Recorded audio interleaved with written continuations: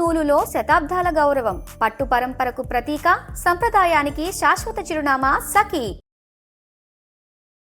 నమస్కారం అండి, సుమన్ టీవీకి స్వాగతం. నేను గీతాంజలి. ప్రస్తుతం మనతో పాటు ఉన్నారు జ్యోతిష్య రత్న, జ్యోతిష్య చక్ర వైభవ నిపుణ డాక్టర్ రాళ్లపల్లి రవికుమార్ గురువు గారు. వీరితో మాట్లాడి ఏప్రిల్ మాసంలో ద్వాదశ రాశుల వారి జాతక ఫలితాలు ఏ విధంగా ఉన్నాయి, మెరుగైన ఫలితాల కోసం మనం ఎలాంటి పరిహారాలు చేసుకోవాలో గురుగారి మాటల్లో విని తెలుసుకుందాం. గురుగారు నమస్కారం అండి. నమస్కారం అమ్మా. మొదటి ప్రశ్న, ఎలా ఉన్నారు? చాలా బాగున్నాను. నేను చాలా బాగున్నాను గురుగారు. మీ ఆశీర్వాదాలు ఎప్పుడు ఉంటాయి. దేవుడి ఆశీర్వాదాలు కూడా మీకు ఖచ్చితంగా. చాలా సంతోషం అండి. ఈ పరిచయం ఇప్పటిది కాదు, వాస్తవానికి 2 ఏళ్ళు అయిపోయింది. కాకపోతే వీడియో 3 years అయిందండి సుమన్ టీవీలో నేను చెప్పడం స్టార్ట్ చేసి. సో ఫస్ట్ నా ఇంటర్వ్యూ గీతాంజలి గారితో స్టార్ట్ అయింది. మళ్ళీ ఒక ఏడాది చెప్పాను, తర్వాత మళ్ళీ గ్యాప్ వచ్చింది. మళ్ళీ ఇప్పటి నుంచి మళ్ళీ రాశి ఫలాల నుంచి మిగతా వాటి నుంచి కూడా మళ్ళీ గీతాంజలి గారితో మొదలవుతుంది. ఇక నుంచి ఇది మళ్ళీ ప్రారంభం. మళ్ళీ ఒక బ్రేక్ ఇచ్చుకొని మళ్ళీ స్టార్ట్ చేసినట్లుగా అనమాట. గురుగారు, ఇక ఏప్రిల్ ప్రతి మాసం ఖచ్చితంగా కోరిక ఉంటుందండి, తెలుసుకోవాలని జాగ్రత్త పడతారు. అందులో భాగంగానే ఇలా ఈ రాశి ఫలితాలు చెప్పడం కూడా. అయితే ముందుగా గ్రహస్థితి ఏ విధంగా ఉంది ఏప్రిల్ 2026? శరదిందు సమాకారే పరబ్రహ్మ స్వరూపిణి వాసరాపీఠ నిలయే సరస్వతి నమస్తుతే. సుమన్ టీవీ ప్రేక్షకులకి నమస్కారం. ముందుగా ద్వాదశ రాశుల్లో ఏప్రిల్ నెలలో నవగ్రహాలు ఎక్కడ ఉన్నాయో తెలుసుకుందాం. ముందుగా సూర్యుడు వచ్చేసి మనకి ఏప్రిల్ 15 to మే 15 ఫిక్స్డ్ అండి. సూర్యుడు మేషరాశిలో ఉంటాడు, ఉచ్చ స్థానంలో ఉంటాడు. సూర్యుడు అంటే తండ్రి కారకుడు, గవర్నమెంట్ కారకుడు, ఆరోగ్య కారకుడు. అలాగే ఎవరైనా ఉన్నారంటే సూర్యుడు ఏప్రిల్ 15 to మే 15 వరకు పుట్టినా కూడా రవి ఉచ్చలో ఉంటారు కాబట్టి వాళ్ళకి గవర్నమెంట్ జాబ్ రావడం కానీ, అయితే వాళ్ళ నాన్నగారు గవర్నమెంట్ జాబ్లో ఉండడం కానీ, లేదంటే గవర్నమెంట్ నుంచి హెల్ప్ పొందడం కానీ ఇవన్నీ కూడా ఉంటాయి అన్నమాట. సో ఈ నెల ఎవరు పుట్టినా కూడా ఆరోగ్య రీత్యా కూడా చాలా బాగుంటుంది. నెక్స్ట్ వచ్చేసి మనకి కుజుడు వచ్చేసి మనకి మీన రాశిలో ఉంటారు ఈ నెలలు కూడా. రాహు వచ్చేసి మనకి కుంభరాశిలో ఉన్నారు. అలాగే గురువు వచ్చి మనకి మిథున రాశిలో ఉన్నారు. శని వచ్చేసి మనకి మీన రాశిలో ఉన్నారు. బుధుడు మటుకు ఈ నెల అంతా కూడా నీచ స్థానంలో ఉంటాడండి. ఎందుకంటే 10/4/2026 నుంచి బుధుడు నీచ స్థానంలోకి వస్తున్నాడు మీన రాశిలోకి. సో బుధుడు మెయిన్గా వ్యాపార కారకుడు, అలాగే మిత్రులకి కారకుడు, అలాగే క్రియేటివిటీ, ఇంటెలిజెన్స్, లాజిక్ అవన్నిటి కారకుడు, స్పెక్యులేషన్ కారకుడు, ఇవన్నిటికి కారకత్వం అనమాట. సో అతను ఈ నెలలు నీచలో ఉంటాడు కాబట్టి స్పెక్యులేషన్స్ అలాంటివన్నిటి కొంచెం జాగ్రత్తగా ఉండాలి.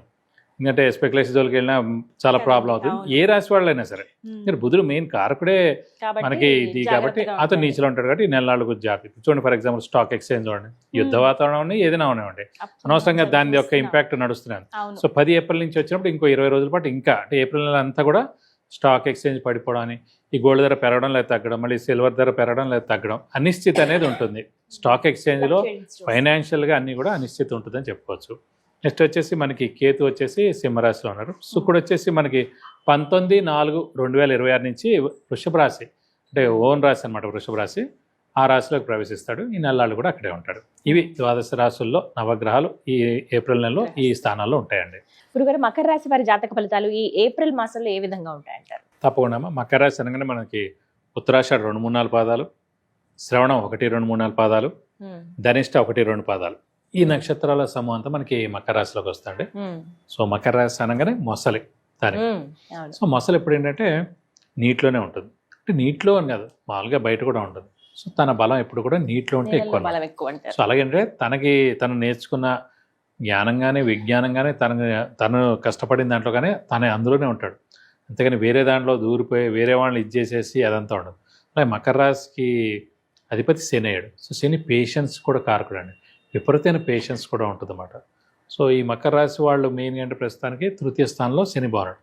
శని వచ్చేసి 3, 6, 11 స్థానాల్లో బెస్ట్ అండి. అలాగే రాహుకేతులు కూడా 3, 6, 11 స్థానాల్లో గోచారిత్యం ఉన్నప్పుడు బెస్ట్ అనమాట. వీళ్ళకి వచ్చేసి తృతీయంలో శని చాలా బాగున్నాడు కాబట్టి శని వృత్తికారకుడు, ప్రవృత్తికారకుడు, ఉద్యోగకారకుడు అన్నీ అనమాట. సో ఉద్యోగంలో వీళ్ళకి ఏ ఢోకా ఉండదు.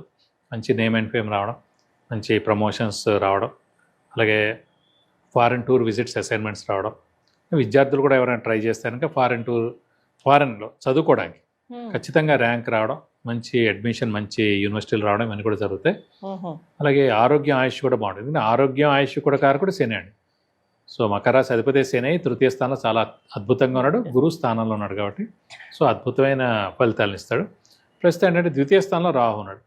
అంటే ద్వితీయ స్థానం ఇందాక కూడా చెప్పుకున్నాం, వాక్స్థానం, ధనస్థానం, కుటుంబ స్థానం, నేత్రస్థానం. వాక్స్థానం అంటే వాక్స్థానంలో రాహు ఉన్నాడు కాబట్టి అనవసరమైన మాట, చిన్న మాట అనడం వల్ల పెద్ద దుమారం రేగిపోవచ్చు.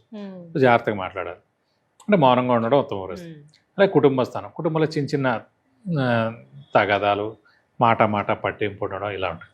ధనస్థానం అయింది, ధనానికి కొంచెం ఇబ్బంది కలగడం ఇలాంటివన్నీ ఉంటాయి. ఎందుకంటే గురువు కూడా ధనకారకుడే 6వ స్థానంలో ఉన్నాడు కాబట్టి. సో అయినా కూడా ఈ నెల బాగుండడం గల కారణం ఏంటంటే 19/4/2026 నుంచి మనకి శుక్రుడు స్వస్థానంలో వృషభ రాశిలోకి వస్తాడు. సో అప్పటి నుంచి అదృష్టం బాగున్నట్టు కదా స్వస్థానంలో ఉంటే. సో అదృష్టం బాగుండడం వల్ల అంటే ఆర్థికంగా కూడా బాగుంటుంది. ఈ నెలలు గంటేస్తే అలాగే జూన్ 2 నుంచి 7వ స్థానంలో గురువు ఉంటాడు. ఈ ఏడాది పాటు 7వ స్థానంలో అల్టిమేట్ ఫలితాలు ఇస్తాడు. సో 2 నెలల మంది కాదనుకుంటే మిశ్రమంగా ఉంటుంది అనుకుంటాం. సో అలా వచ్చేసి నెక్స్ట్ నేత్రస్థానం కూడా అనుకున్నాం. ద్వితీయ స్థానం అంటే అదే రాహునుడు. నేత్రం అంటే కళ్ళు, అలాగే హెల్త్. కళ్ళు అంటే కళ్ళు ప్లస్ హెల్త్ కూడా చిన్న చిన్న ప్రాబ్లమ్స్ ఉండడం, అంత ఇబ్బంది ఉండదు. అష్టమంలో కేతు పర్వాలేదండి. సో మౌనంగా ఉండడం ఉత్తమం. అలాగే గురువు 6వ ఇంట ఉన్నందుకు డెట్స్, మిజరీస్, ఎనిమీస్. అలాగే శత్రుస్థానం కూడా అంటే శత్రువులు ఎక్కువగా ఉండడం, అప్పులు కొంచెం ఎక్కువగా చేయడం, అనారోగ్యం చిన్న చేయడం ఇలాంటివన్నీ ఉంటుంటాయి అన్నమాట. సో మిశ్రమంగా ఉంటుందని చెప్పుకోవచ్చు. నాది కూడా మకర రాశి అండి. నాది ఉత్తరాషాఢ 2వ పాదం మకర రాశి. చాలా కష్టపడే పైకి వచ్చాం, పేషెన్స్ తోటి వచ్చాం అనమాట. సో శని పేషెన్స్ కారకుడు. సో పేషెన్స్ ఎక్కడైతే ఉంటుందో, పేషెన్స్ పేస్ మోర్. ఎంత పేషెన్స్ ఉంటే అంత సక్సెస్ మీరు గ్యారంటీ అవుతారు. అలాగే మీరు హార్డ్ వర్క్ చేయాలి. ఈ కాలంలో స్మార్ట్ వర్క్ కూడా చేయాలి. సో గురుబాలం రావడానికి ఒక 2 నెలలు ఉంది. 19 ఏప్రిల్ నుంచి శుక్రుడు స్వస్థానంలోకి వస్తున్నాడు కాబట్టి అదృష్టకారకుడు చాలా బాగుంటాడు. ఈ శని చాలా బాగున్నాడు. గురువు ఒక్కడు మిశ్రమంగా ఉన్నా కూడా ఏం పర్వాలేదు. మౌనంగా ఉండండి. 2 నెలలు జాగ్రత్త కష్టపడితే జూన్ 1 నుంచి అత్యద్భుతమైన ఫలితాలు, మీకు బెస్ట్ ఫలితాలు మకర రాశికి ఉంటాయని చెప్పుకోవచ్చు. ఉద్యోగస్తులకు ఎలా ఉంటుంది గురుగారు? ఉద్యోగస్తులకు చాలా బాగుంటుంది. అంటే శని ఉద్యోగకారకుడు, వృత్తి ప్రవృత్తి కారకుడు కూడా శని అయ్యాడు కాబట్టి అతను తృతీయ స్థానంలో చాలా బాగున్నాడు కాబట్టి మంచి అంటే నిరుద్యోగులకి మంచి ఉద్యోగం రావడం, ఉద్యోగస్తులకి promotions, name and fame, boss నుంచి మన శాలరీ హైక్ రావడం, రివార్డ్స్ రావడం ఇవన్నీ కూడా జరుగుతాయి. సో ఉద్యోగస్తులకి ఏ లోటు ఉండదండి. అలాగే ఆర్థికంగా ఎలా ఉంటుంది? ఆర్థికంగా మనకు మిశ్రమంగా ఉంటుంది. ఎందుకంటే గురువు 6వ స్థానంలో ఉన్నాడు కాబట్టి ఈ 2 నెలలు అండి. తర్వాత చాలా బాగుంటుంది. 19 ఏప్రిల్ వచ్చినా కూడా శుక్రుడు స్వస్థానంలో ఉంటాడు కాబట్టి ఒక 20 రోజులు అంటే మే 15 దాకా మనకి చాలా బాగుంటుంది చెప్పుకోవాలి. అక్కడి నుంచి జూన్ 1 అంటే ఇంకా 15 రోజులు ఓపిక పడితే అన్ని విధాలా బాగానే ఉంటుంది. ఏమైనా పరిహారాలు చేసుకోమంటారు? పరిహారాలు మటుకు వీళ్ళకి గురువే 6వ స్థానంలో ఉన్నాడు కాబట్టి సో గురువుకి సంబంధించి దత్తాత్రేయ స్వామిని ఎక్కువగా ఆరాధిస్తే సరిపోతుంది. మేధా దక్షిణమూర్తిని ఎక్కువగా ఆరాధిస్తే సరిపోతుంది. ప్రతిరోజు మనకి దత్తాత్రేయ స్వామి స్తోత్రం చదువుకోవడం, ప్రతి గురువారం ఉపవాసం ఉండడం ఈ 2 నెలలు. అలాగే దత్తాత్రేయ స్వామి టెంపుల్కి వెళ్ళి 40 ప్రదక్షిణాలు చేయడం, గురువారం రోజున ఆయనకి అభిషేకంగా నచ్చిన కానీ చేస్తే మీకు అన్ని విధాలా మంచి చేకూరుతుంది. చక్కటి పరిహారం తెలియజేశారు. ధన్యవాదాలు గురుగారు. నమస్కారం.